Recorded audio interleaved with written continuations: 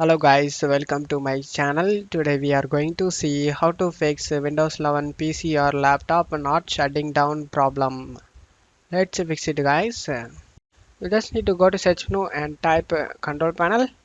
Click on open it.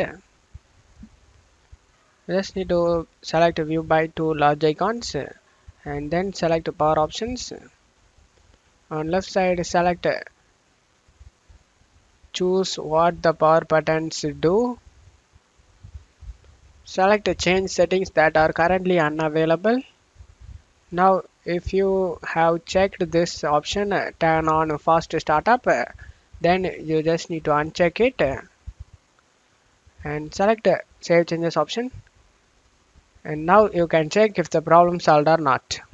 If the problem not solved, let's move on to the second solution, guys.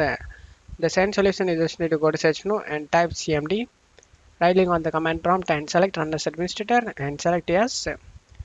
Now you just need to check my video description for this command used in my video. Just to copy and paste it.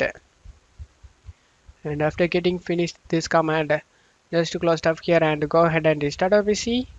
After restarting your PC, you can check if the problem solved or not.